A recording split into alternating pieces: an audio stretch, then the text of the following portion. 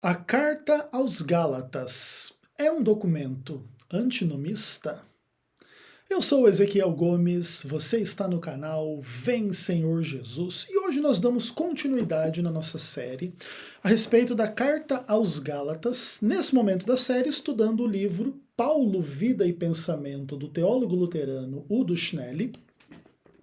E hoje a gente vai tratar de forma bem direta e específica sobre essa ideia de que a carta aos Gálatas é uma carta antinomista, ou seja, uma carta que de fato fundamenta uma percepção contra essa noção de que a relação entre Deus e o homem inclui uma lei, inclui a lei, inclui a Torá, inclui o Pentateuco, ou pelo menos parte do Pentateuco, parte da Torá, algum aspecto de relação assim ainda pautado pela lei, tipo Deus manda, você obedece, porque Deus deu essa revelação, agora essa revelação precisa pautar a sua vida em termos das suas crenças e das suas práticas. E se essa mentalidade é ou não é superada no Novo Testamento, a partir da fé, a partir da obra de Jesus Cristo e etc. E tem um monte de questões muito interessantes aí na seara dessa discussão, que inclusive é uma discussão muito comum, né, nas tradições religiosas, inclusive em especial naquelas que fazem uma dicotomia mais radical entre Antigo e Novo Testamentos, tá bom? Então, sem mais delongas, vamos aí avaliar o que o Udo Schnelli tem para nós. A gente está lendo então aqui da página 373 até a página 375, e aí o Udo Schnelli diz o seguinte: na carta aos Gálatas, Paulo ultrapassa, de várias maneiras, suas afirmações precedentes acerca da lei Torá e da justiça. Então, o que o Udo Schnelli está dizendo é que Paulo, ele amadureceu em relação à sua compreensão destas questões, e agora em Gálatas ele vai realmente começar a colocar essa nova compreensão que ele está adquirindo em função da sua experiência de pregação do evangelho depois lá da sua conversão, na estrada, né, no caminho para Damasco e tudo mais. E basicamente ele está dizendo o seguinte: então, que no primeiro período da experiência de Paulo com Jesus e com a igreja, etc e tal, tipo, Paulo estava aprendendo, estava amadurecendo, estava tentando entender aquilo tudo pelo qual ele tinha passado, a sua própria experiência no judaísmo, a sua própria experiência com Cristo na estrada para Damasco, as revelações que ele recebeu, à luz de tudo aquilo que ele conhecia e como que aquilo mudou e transformou a visão dele a respeito de todas essas coisas. Então, nesse caminho, Paulo fez várias afirmações, mas agora em Gálatas ele vai fazer afirmações que vão além das feitas anteriormente. Agora ele vai começar a colocar uma visão um pouco mais amadurecida da parte dele, que vai dar origem, né, ao documento Carta aos Gálatas. Isso aqui são afirmações do Udo Schnelli, tá?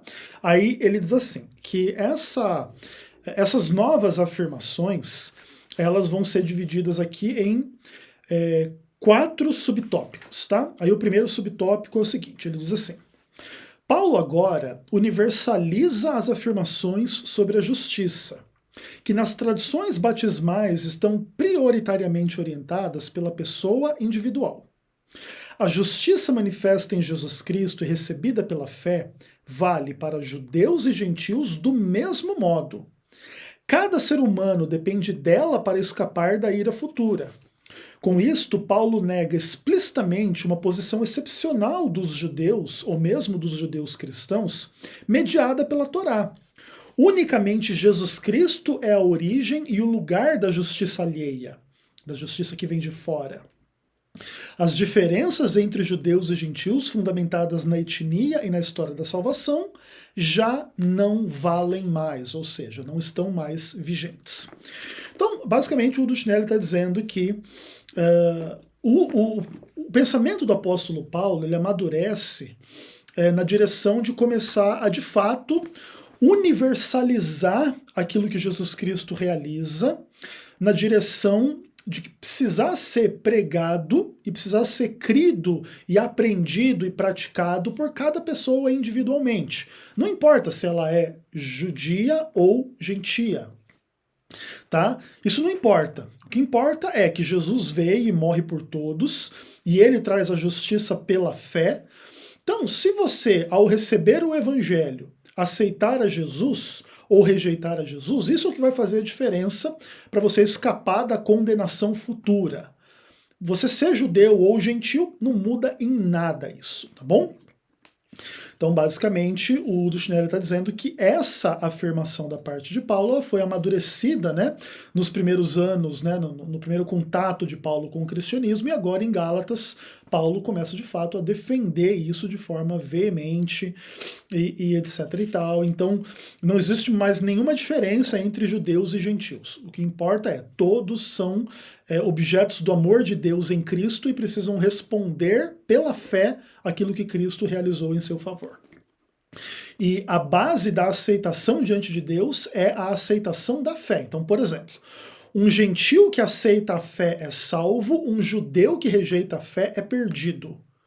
Não importando nenhuma distinção prévia entre judeus e gentios, porque o judeu tem a revelação de Deus, é do povo escolhido por Deus, o gentil não tem a revelação de Deus e não foi escolhido por Deus e coisas desse tipo, entendeu?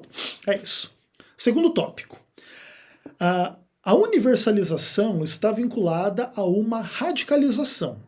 Ou seja, a justiça concedida por Deus dirige-se não só a pessoas que são justas segundo sua própria autocompreensão, mas a todos os seres humanos. Todos estão sob o poder do pecado e precisam da justiça em Jesus Cristo que vem de Deus. Ou seja, o judeu que achava que estava numa posição melhor do que o gentil. Então, por exemplo, sei lá, vamos pensar que quando o evangelho começou a ser pregado para a salvação dos pecadores, alguns judeus poderiam pensar assim, então esse evangelho está sendo destinado somente aos gentios, porque eu não faço parte desses pecadores gentios aí, porque eu tenho a lei, eu guardo a lei, eu sou do povo escolhido, e etc, etc, etc. E na verdade o que o Dushnele está dizendo é que não, que Paulo rompe completamente com esse pensamento, e na ideia da pregação universal do evangelho existe uma radicalização da noção de que todos são pecadores. Então, o judeu que guarda a lei é um pecador, que precisa de Jesus Cristo e do evangelho de Jesus Cristo. Não existe nenhuma exceção, como se alguma pessoa não necessitasse do evangelho para a salvação, ok? Então, existe uma radicalização desta ideia em função da pregação universal do evangelho, que faz com que todos sejam pecadores, mesmo aqueles que guardam a lei, né? Por isso, inclusive, vai haver a afirmação de que a lei não salva, porque a lei não elimina o pecado do pecador, certo?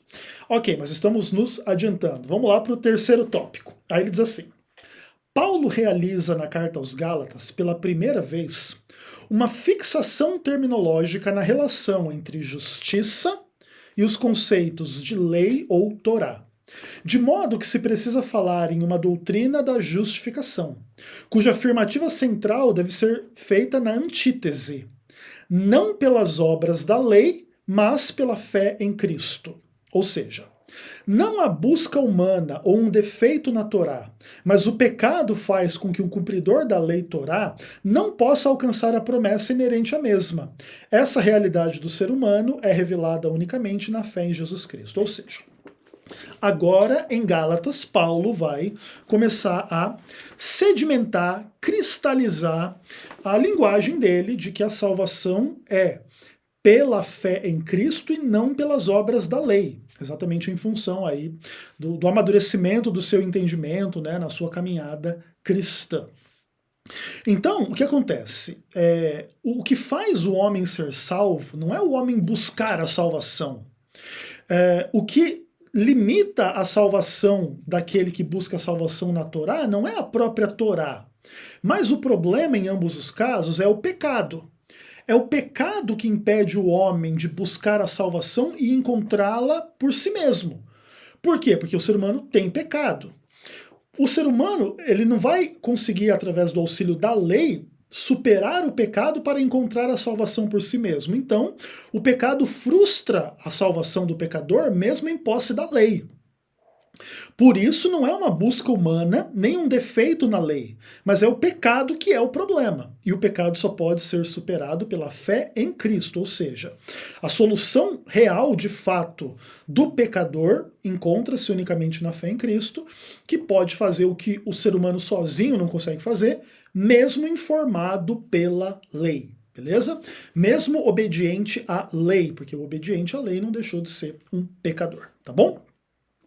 E em função disso, a salvação é pela fé e não pelas obras, e não pela lei, aquela coisa toda. Beleza? Aí, quarto ponto, ele diz assim: na carta aos Gálatas, Paulo valoriza a Torá de modo fundamentalmente negativo. Tanto gentil cristãos como judeus cristãos são, como crentes, subtraídos do poder disposicional da Torá em todos os aspectos. A vida lhes é dada fora da Torá. Tanto as autoafirmações do apóstolo sobre sua vocação e missão, recebidas perto de Damasco, como a situação textual na primeira carta aos Tessalonicenses e na carta aos Coríntios, permitem perceber que Paulo antes não pensou sobre a lei e a Torá da mesma maneira como ele agora faz na carta aos Gálatas. Ele valoriza a Torá exclusivamente de modo negativo, mas ainda assim não classifica a si mesmo e suas comunidades como estando sem lei, pois ele se sabe comprometido com a lei de Cristo e no amor, como cumprindo a lei ou a Torá. Gálatas 6, verso 2 e Gálatas 5, verso 14.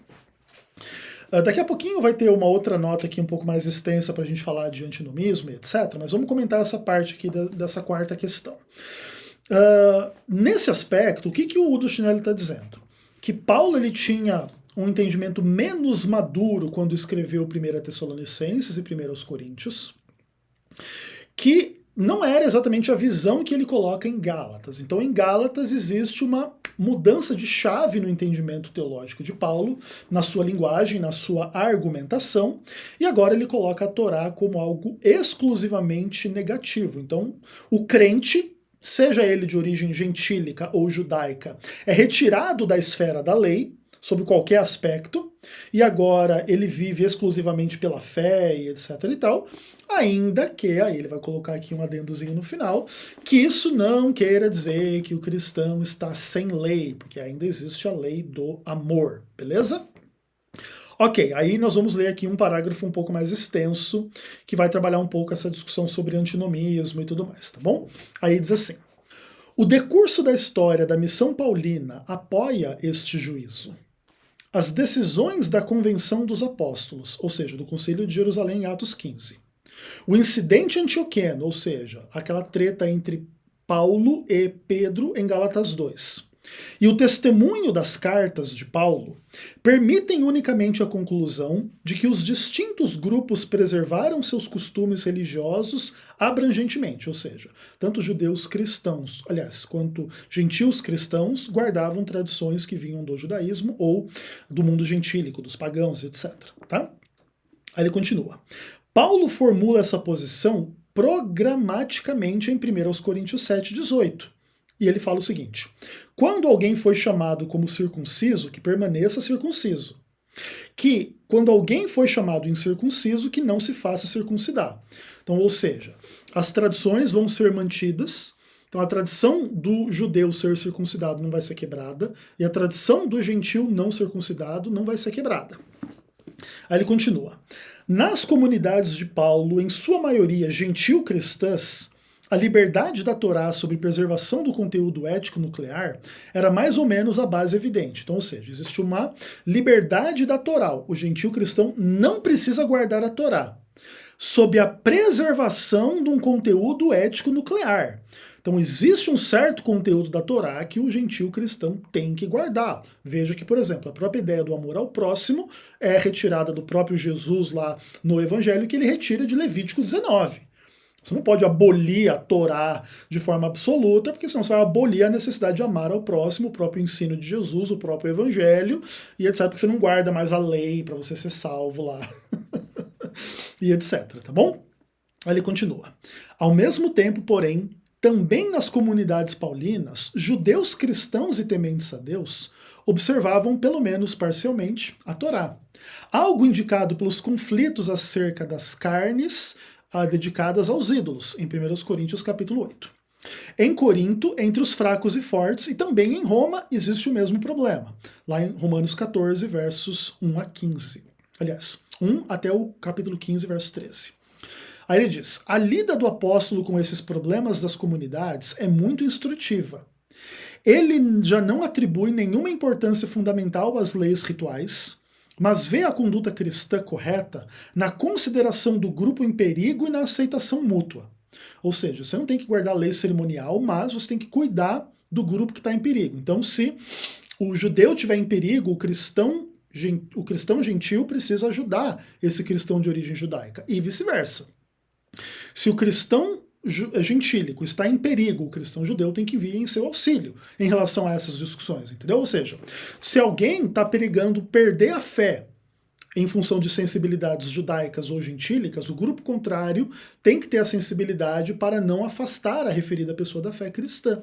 Inclusive por isso aí os gentios e os judeus que se tornam cristãos têm que tolerar uma certa diferença, né, de ambos os grupos em relação a algumas questões em função da Torá.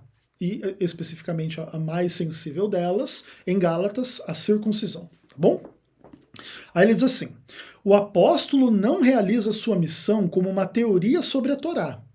Diante da volta iminente de Jesus e do juízo a ela vinculada, o único objetivo de Paulo era salvar, seja judeus, sejam gentios.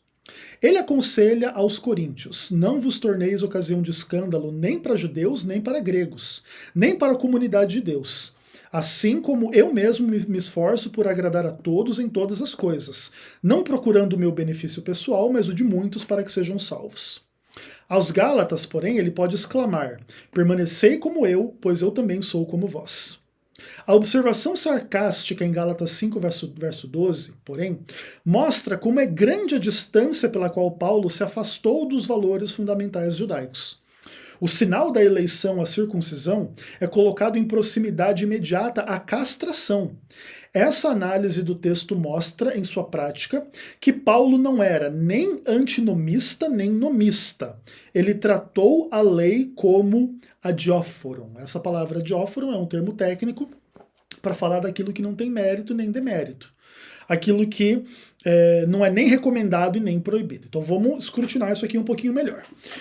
Como você tem comunidades cristãs de origem judaica e de origem gentílica sob o comando de Paulo, Paulo ele tem uma tarefa complexa na sua mão para trabalhar. Então o que ele diz? Ele diz que ninguém deve botar tropeço diante de ninguém, seja de origem judaica, seja de origem gentílica, sejam cristãos, ok? Mas ele demonstra que ele já superou, né, as sensibilidades judaicas de forma bastante radical, né, uma vez que ele agora trata a circuncisão em termos parecidos com a castração. Né? Então ele diz assim: esses hereges estão pregando circuncisão para vocês, Gálatas, tomara que eles arranquem o pinto inteiro fora, né? Não só a pele ao redor da cabeça do pênis ali, do prepúcio, tá bom? E uma pessoa com sensibilidades judaicas jamais trataria essa questão dessa forma, né? Inclusive, esse é um dos textos mais pesados de Paulo, assim, em toda a Bíblia, né? É um texto, inclusive, assim, que evoca uma imagem muito radical, muito pesada, e até mesmo, assim, um pouco, como é que eu poderia usar uma palavra, assim, para ilustrar isso aí? Um pouco repugnante, tá? Você imaginar a pessoa, na hora de fazer a circuncisão, arrancando o pênis inteiro fora, coisa do tipo assim, tá? Então, o que o Duchneri está dizendo no final? Que toda essa postura de Paulo, no final, revela que ele não é um antinomista. Mas ele também não é um nomista, né? Ele simplesmente, vamos pensar assim, transcende um pouco essa discussão simplista entre nomistas e antinomistas e indica, né, que em grande parte essa é uma discussão da perspectiva dele, na visão do Duchneri, que não é nem recomendada nem proibida, e etc e tal, que é uma coisa assim que não traz mérito nem demérito, ou seja, você guardar aquilo que não precisa guardar não te traz demérito, mas também não te traz nenhum mérito, né? Porque o que importa é a fé em Cristo Jesus, tá bom? Eu concordo em ampla medida aí com as convicções do Duchneri nesses aspectos, ainda que eu discorde de uns pontinhos ou outro dele em relação a estas discussões, beleza? Então é isso, até o próximo vídeo dentro dessa série, se Deus quiser. Até mais.